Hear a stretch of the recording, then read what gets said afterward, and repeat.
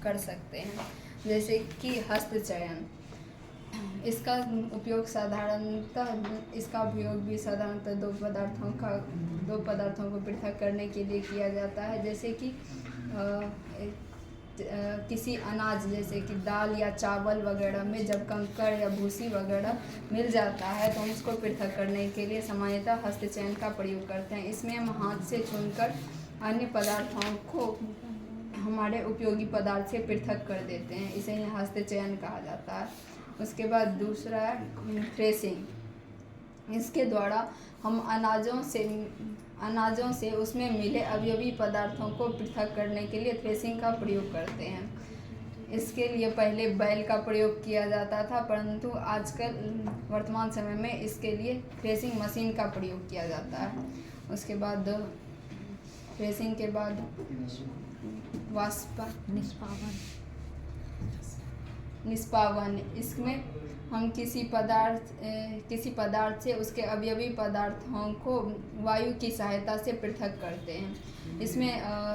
इसका उपयोग साधारणतः अनाजों से उनके अवयवी पदार्थों को पृथक करने के लिए किया जाता है। जब हम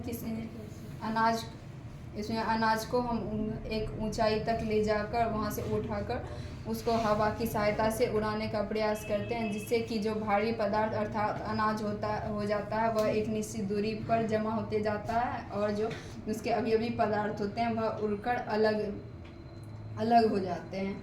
उसके बाद निस्तारण, निस्यंदन और अवसादन।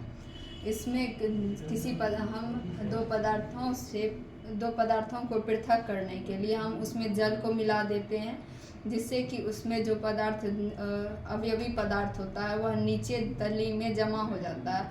फिर हम उसको बिना हिलाए थोड़ा टेढ़ा करके उससे जल को पृथक कर लेते हैं, इसको निष्पादन कहा जाता है। और फिर उससे उसको निष्पादन कहा जाता है।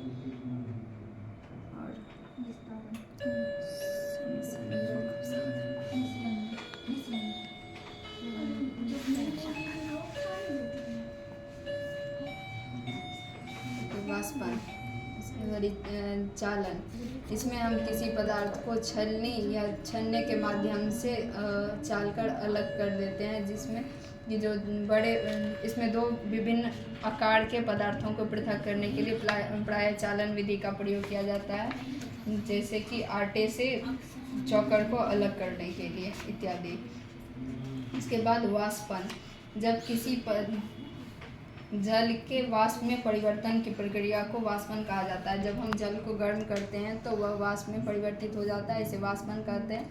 और जब वाष्पित जल पुनः द्रव अवस्था में परिवर्तित हो जाता है तो इसको संघनन कहा जाता है। जैसे कि हम समुद्र से नमक कैसे प्राप्त करते हैं। जब हम समुद्र से मिश्रित जल को नमक और जल के मिश्रण को अर्थात उस मिश्रित जल को एक गड्ढे में जमा कर दिया जाता है, जिससे कि जो जल है वो वाष्पन विधि द्वारा उड़ जाता है और नमक नीचे जमा हो जाता है। फिर हम उसको उस गड्ढे से निकालकर शोधन द्वारा साधारण नमक प्राप्त किया जाता है। उसके बाद हम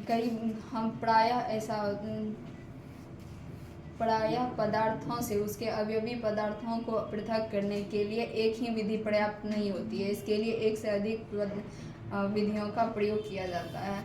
जैसे कि यदि हम जल और रेत और नमक के मिश्रण को पृथक करने का प्रयास करें तो इसके लिए पहले हमें रेत और नमक में जल को मिलाना होगा और फिर उसको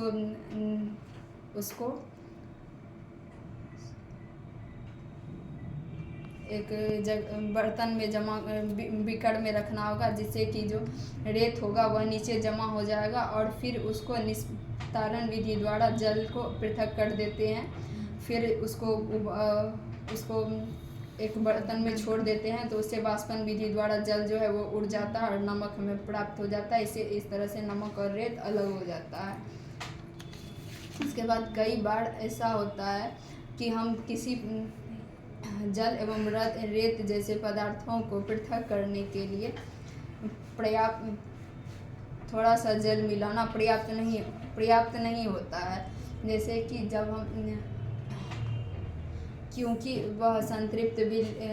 एक संतृप्त विलयन के पश्चात जल में अत्यधिक घोल नहीं घोला जा सकता है। संतृप्त विलयन एक वैसा विलयन होता है जिसमें कि वह जल की उस विलयन क्षमता को प्राप्त कर लेता है जिसके पश्चात उसमें और पदार्थों को घोला नहीं जा सकता है, वह संतृप्त विलयन कहलाता है।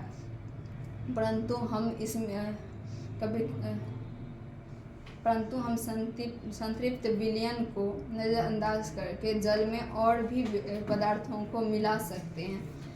यदि हम जल में यदि हमें क्षमता से अधिक नमक को विलयन करना हो तो हम जल में थोड़ा सा नमक मिलाकर उसे गर्म करते हैं, फिर उसमें पुनः नमक डालते हैं और उसके बाद उसे पुनः गर्म करते जाते हैं, उसमें नमक डालते जाते हैं। तो इससे हमें संतृप्त विलयन की क्षमता से अत्यधिक पदार्थों को हम जल में घोल सकते हैं।